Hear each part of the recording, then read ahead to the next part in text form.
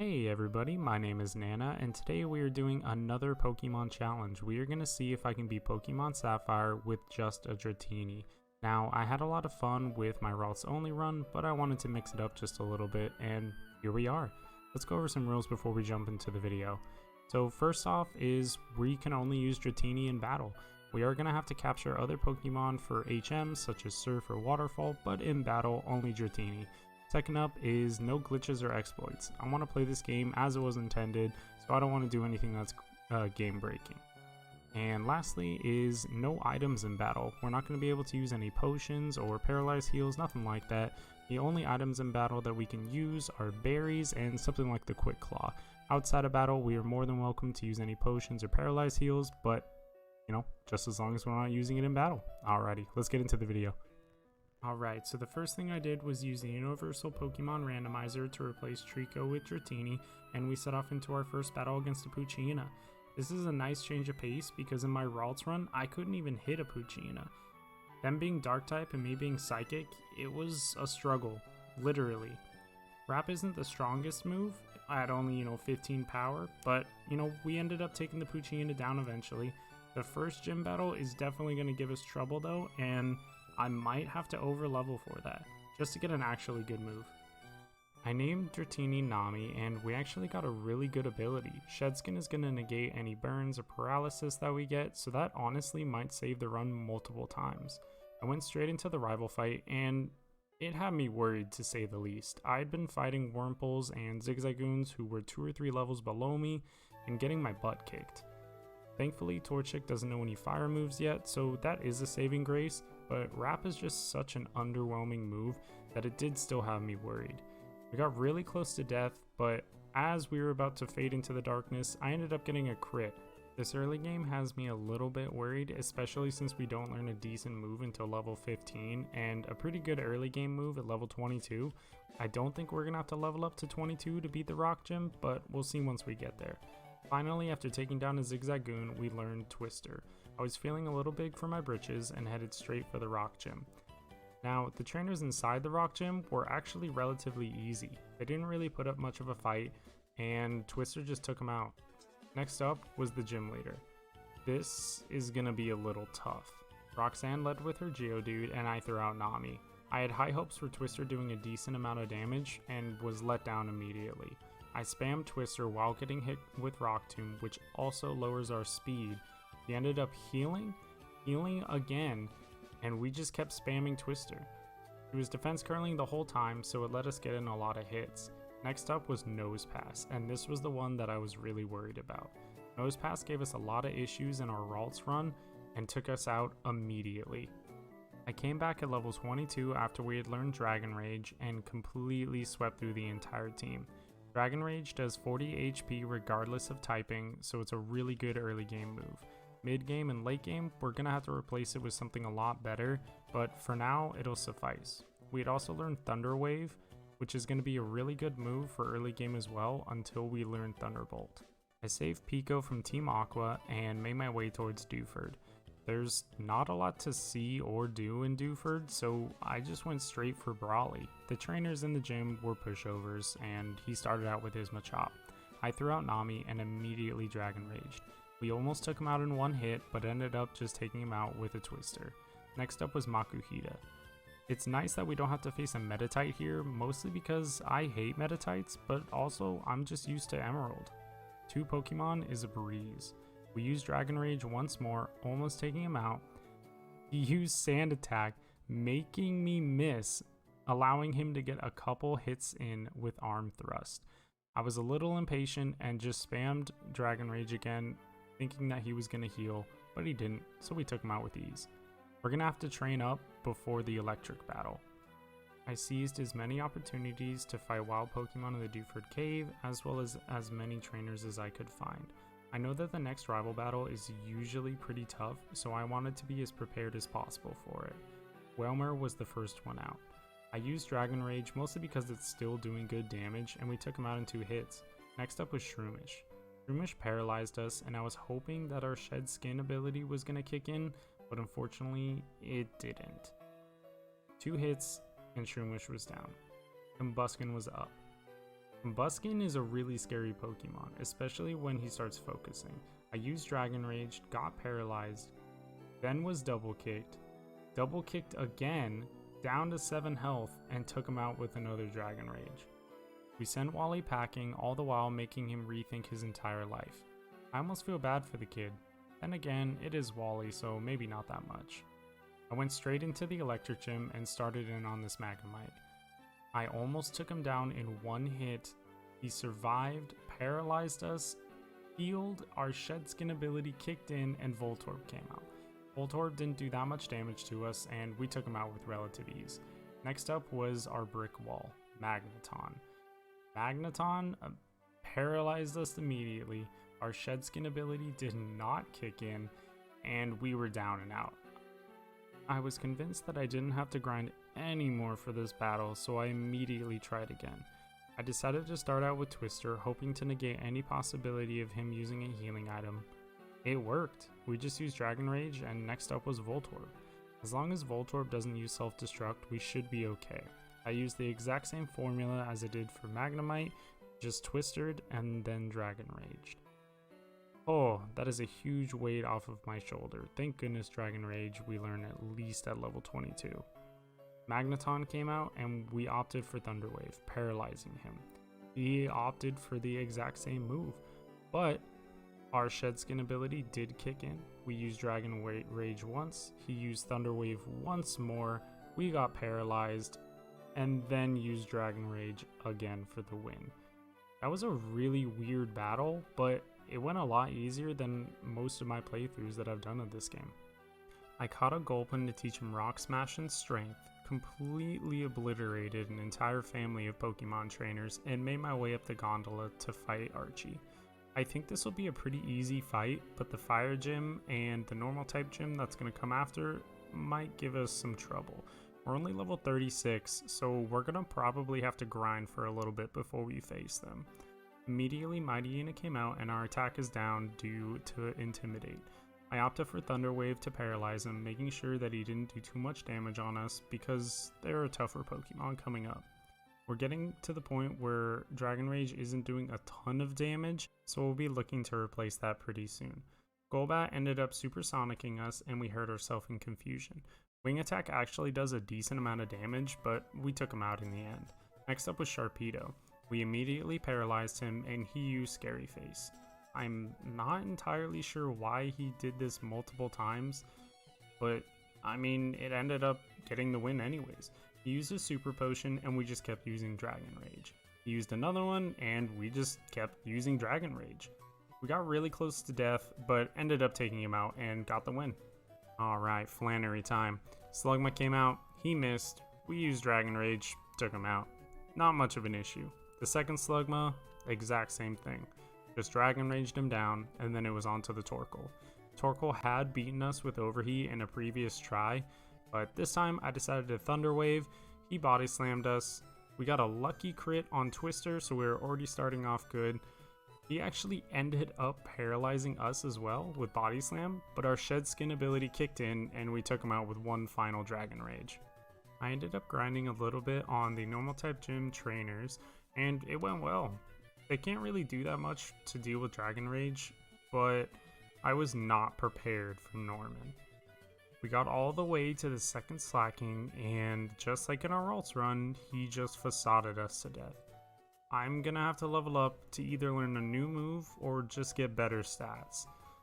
Oh boy, here we go again. I grinded all the way to level 50 so that we could learn Outrage. Outrage is a decent move, but it does lock us into confusion after we use it, so it's kind of like a last-ditch effort. Luckily, I had one of my friends in a call with me to pass the time. His name is Cries Playing, he streams and actually makes some pretty funny videos. I'll put the link in the description for you. With our multitude of levels and new move, we set off straight against Norman. The first slacking went surprisingly well. We took him out with Dragon Rage and Outrage. Same with the Vigoroth, 2 Outrages and he was down. Next up, slacking. I was confused, but we hit through it, dealing almost half of his health. He couldn't move, and Outrage almost took him out. Norman ended up using a Hyper Potion, and we just kept outraging. We ended up hitting through all of our confusion, for him to just use another Hyper Potion, a snap out of confusion, go back into confusion, hurt ourselves, and then hit him with Outrage another time. This run is really weird in our luck, but I'm honestly not complaining. We got the win and we moved on. I beat every single trainer in the abandoned ship and picked up the TM for Ice Beam. This is going to help us so much in the Elite Four since there is an Elite Four member who uses a ton of dragons. I also taught Nami Surf, as this is going to be really helpful during that fight as well. I went into the generator room, turned the generator off, and picked up the TM for Thunderbolt. Thunderbolt is a really good move, especially with the flying gym coming up. Rival battle time. Whelmer came out, and with our newfound TM Thunderbolt, we hit him within one shot. It was a critical, but I honestly don't think that we needed it. Shroomish was next up, and I just outraged him. We're honestly really over level for this part, so it's rather easy. We got a critical hit on Combuskin, and speaking of the flying gym, here we are. Swellow was first. Thunderbolt made quick work of him. Next up was Altaria. I used Thunderbolt on Altaria thinking it would do a lot more damage, but I was disappointed. I decided to use Ice Beam because Altaria is part dragon, so that was enough to take him down as well. Next up was Pelipper, and this was an easy one-shot with Thunderbolt as well. Skarmory came racing out like usual, but Thunderbolt put a stop to it very fast. Thunderbolt makes this gym really easy. It's a great TM. Alright, one last rival battle and then we're done, I promise. Swellow was first, Thunderbolt made quick work, next, Whelmer. You know how this goes. Whelmer got one shot, and then it was Shroomish. Shroomish, I used Ice Beam on, thankfully we had picked up that TM, and lastly was Combuskin. I decided to just use Outrage here since we were going to hit at least twice, and I was more than sure that it was going to take him out. After playing hide and seek with Team Aqua, I went straight to their hideout and just grinded on all the trainers there. The last Aqua admin, Matt, used a super potion after we had taken out all of his other Pokemon, but it was to no avail. Outrage made really quick work of Mightyena, and we moved on to the Psychic Gym. Now, I know what you might say, this is a mandatory double battle. I had to have at least one other Pokemon with me. Now, what I did with Fly, my Wingull, was I just used a Pokeball, wasting his turn, and then he got taken out. Him being there didn't affect the battle whatsoever. He didn't attack anyone, he didn't change any stats, so we're okay. The only problem with this battle is I got absolutely destroyed. I got put to sleep very early and I did not wake up. I'm gonna have to grind for this a bit more. I came back at level 61, wasting Fly's turn with an X-Speed and using Surf on both Lunatone and Solrock. Fly got taken out, we spammed more Surf. Lunatone went down while Solrock healed. This was probably best case scenario since Solrock took so much more damage from Surf than Lunatone did. We got him down to red health, he healed another time, then we just outraged him. Outrage is one of those last ditch effort moves and it worked out for us there. This made it painfully obvious though that we need to grind for the Ice Gym. 2 Ice Beams and we're done. Once we got to the Ice Gym, my prediction came true. We one-shotted Love Disc as well as Celio. Melodic was next, but that was a problem. Thunderbolt didn't do nearly as much damage as I was hoping for, so we're probably gonna have to grind for this one. I made my way all the way up to level 70 before we got a good run. The same thing happened where I one-shotted Love Disc as well as Celio. Once Melodic came out, we got a lucky crit and one-shotted it. Oh my goodness, that was so lucky. I don't know how much damage we would have done at level 70, but that definitely helped. Whiscash was our next brick wall. We can't use Thunderbolt on it since it is part ground, and he was just earthquaking us.